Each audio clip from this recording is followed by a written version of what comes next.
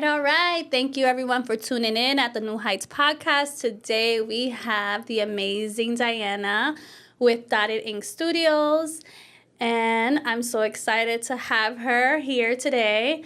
So, Diana, tell us a little bit about yourself. Oh my God. You already started? Is this what we doing? You got it done. Hi, how are you? Good. And yourself? I'm doing good. What about me would you like to know?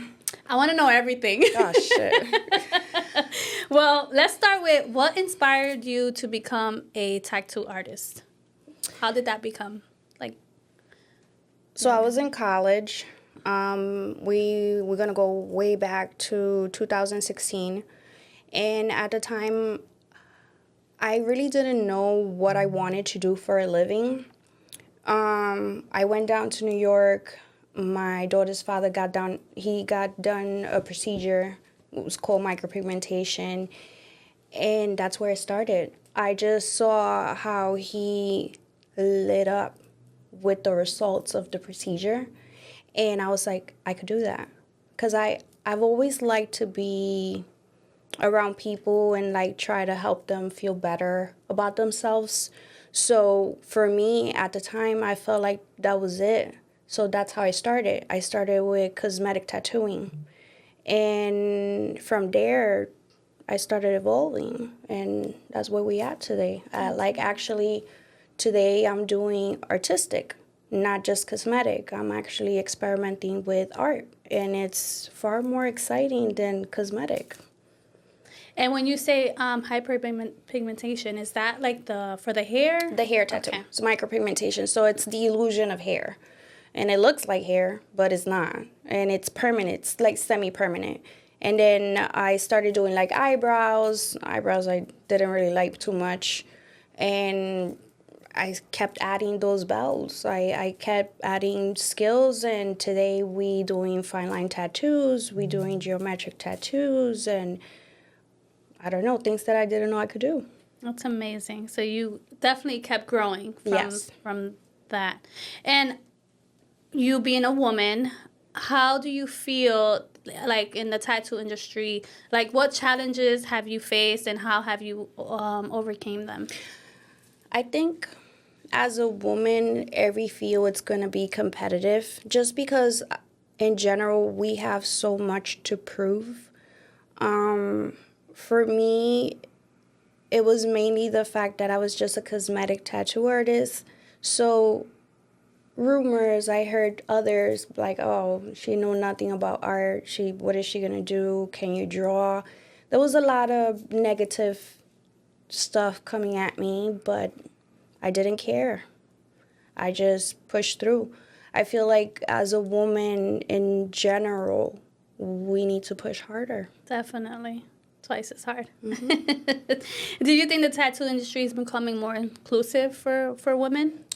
Yes. Because I know back in the day... It was more men. Yeah. But when you become one, then you see more. You know how you see that car that you like that one time and then out of nowhere you see them everywhere? I feel like it's been unisex for a long time. It's just that with social media and more exposure, you see more and more of it. Right. Have you experienced, I know you're Latina, growing up in a Latina household. How did your parents, what did they think about tattoos? My grandmother didn't like them. She was the one that raised me. And she wasn't a fan of it. I actually became more into the tattoo after she passed away. So she wasn't really here to, like, yell at me for any of it. I think today she'll be cringing. ¿Qué tú haces? ¿Por qué tú te haces eso? Yeah. Even though, let me put it out there, the tattoos you do have, like, you pull them off very well. Thank you. So I'm very selective with it. I feel like tattoos have come a long way. I feel like in general, it's the type of art that you select to be on you. I feel like women are just beautiful, and if you choose the right art that fits your personality, it's going to enhance your beauty. It's going to add to you.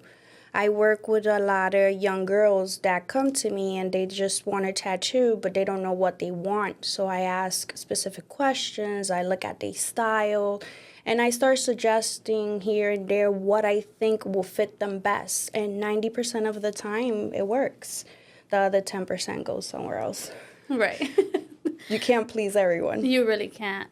And now that you have Daddy Ink Studios, how long have you had your shop for?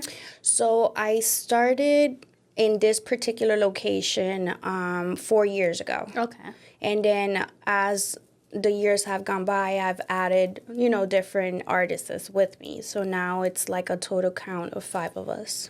That's amazing. You have a team now. I do. You started solo. I did. I was alone from 2016 all the way to 2021. Was that a goal of yours to have a team, or were you always thinking of solo? It was always a team. It didn't become, the idea didn't really become after COVID. Like after COVID, it was more, I was like in a little tiny studio and I kept dreaming about what if, it's about taking that risk. And when you're comfortable in that little 200 square feet room, it kind of becomes harder to, like, it's a little scary to go into like a big scenario and then grab a team and, kind of wing it. Because having a tattoo studio is not the same thing as having a cosmetic office, cosmetic tattoo office. The dynamics are completely different. We're looking at a bigger business. We're looking at a team. We're looking at more responsibilities. And I'm telling you, I don't regret taking that chance. I don't regret it. I'll take like as many as I can to make the business successful. Right. And even me visiting you not too long ago and seeing the room empty the first time, and then that's right, because you showed me the location. This is true. Full, I was like, wow, this is amazing. It feels like home. It does. And that's what I wanted. Like, you remember, you showed me it was empty. I love the windows, and I wanted the place to feel like women can come in there and feel safe. Like, women feel comfortable. They feel comfortable to lay there for hours. Many other places you go and you feel like you're being sacrificed to the devil. This particular place, you walk in and you don't want to leave. It smells good. It's clean. There's plants. Like, what else can you ask for? There's mirrors, there's light. The first person you see is you, which is great. And then I've seen 2 other tattoo artists in the front, and they also were like so friendly. So, yes, the atmosphere was a great atmosphere. The vibe was amazing. Thank you. So, I'm so proud of you. I really am. So, now that you have your team and, you've been in your new location now for 4 years, what areas in your life do you feel that needs the most attention? My personal life. I feel like when you become successful at work, you let work consume you.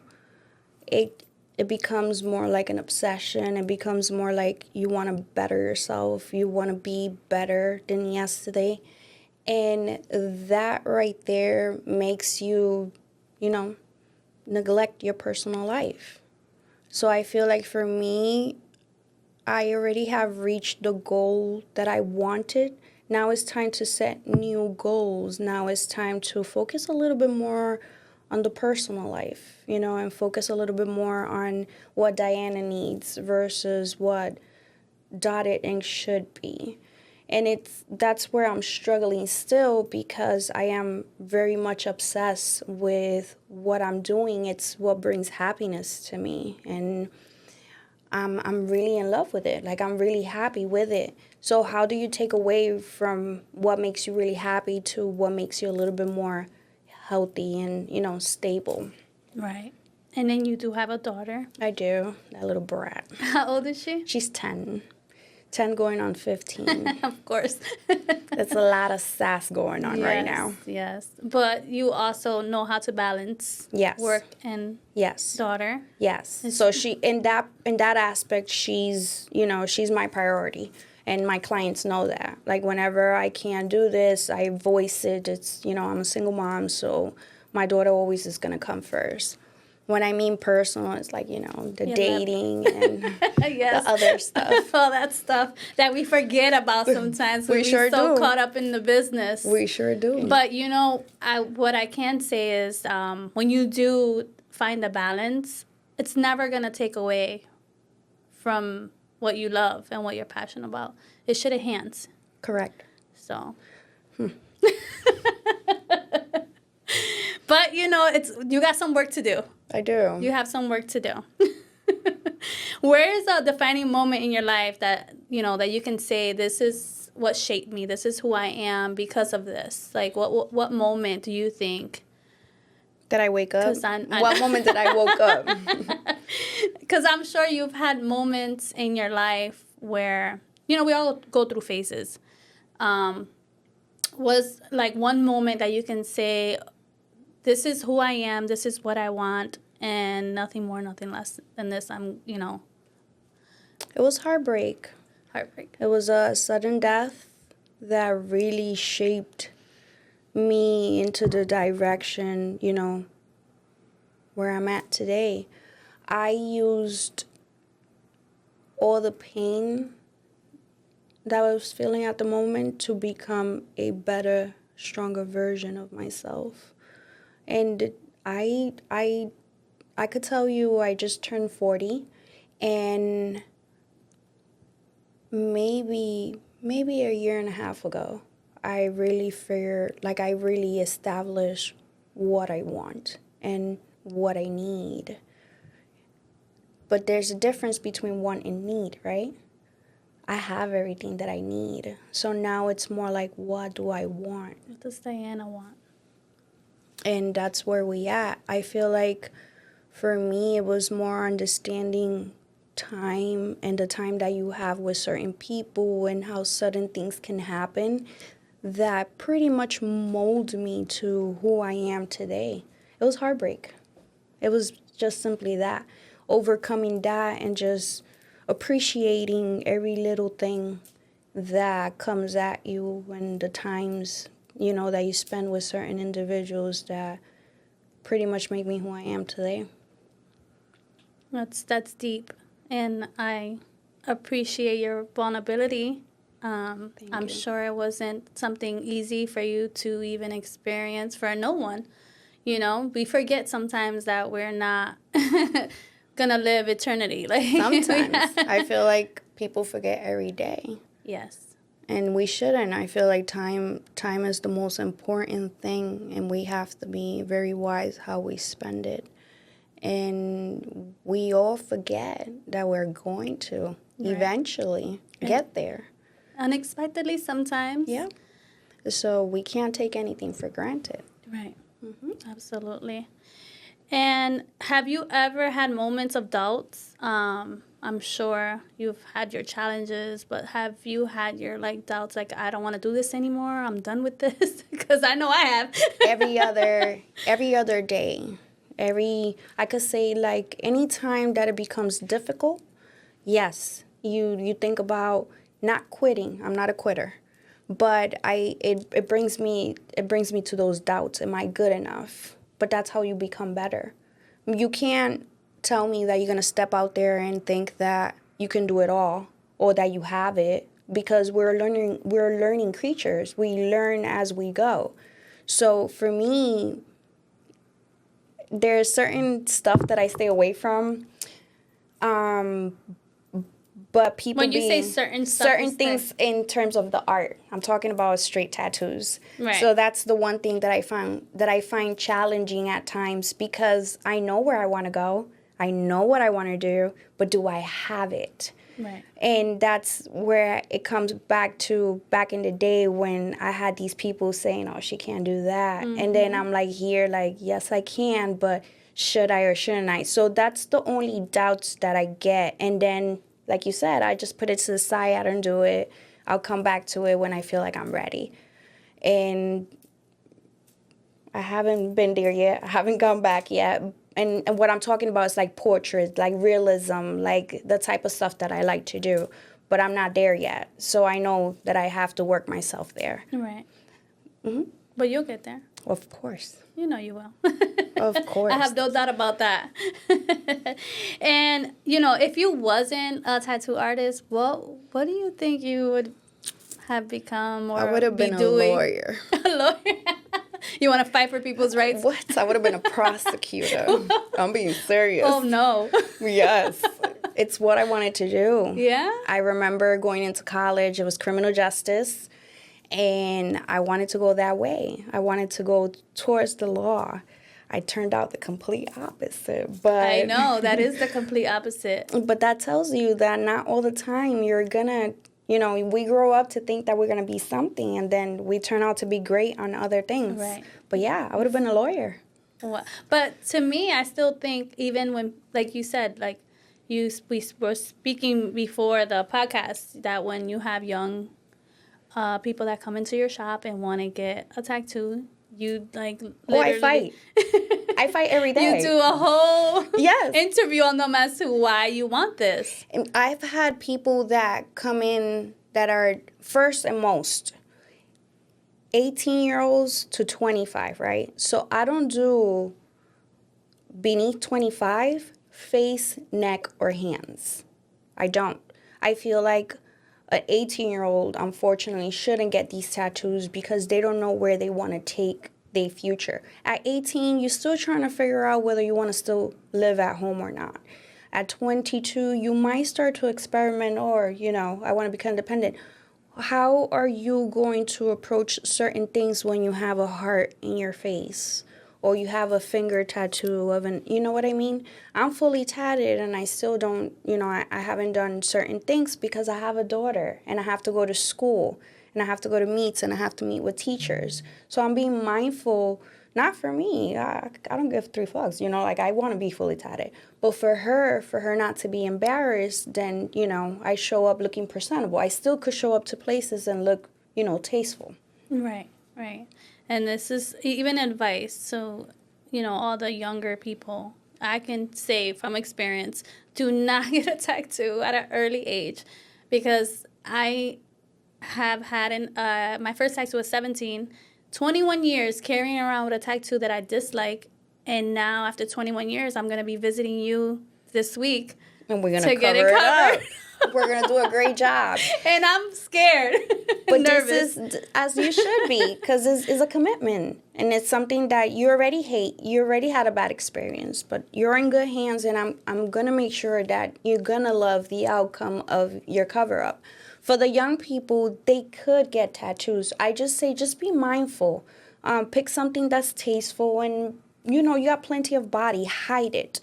You don't have to necessarily place it in areas that you're going to see it. Right. My first tattoo I was 18, and I got cat eyes with the nose, and I put it in my belly. That wasn't enough. I decided to get cat paws with my name for some odd reason on my back. So every time I will either bend over or go up the stairs, you will hear people call me by my name because apparently, in the governor ID wasn't enough. So right. I decided to place it there. Eventually, I end up covering them. But this is something, I'm very big and I influence a lot as to what not to do just because by personal, experience and personal taste, I'm like, no to pretty much everything that comes my way. Absolutely. And what's the best advice you've received, and how has it impacted you in your journey overall? I think the best advice was one of my artists. He said, drop the fear. That's all he said. Suelta el miedo. And you'll see. It was the best because we're humans, and there's no such thing as a perfect tattoo. I'm a perfectionist. I want a perfect tattoo. But I always approach it with fear.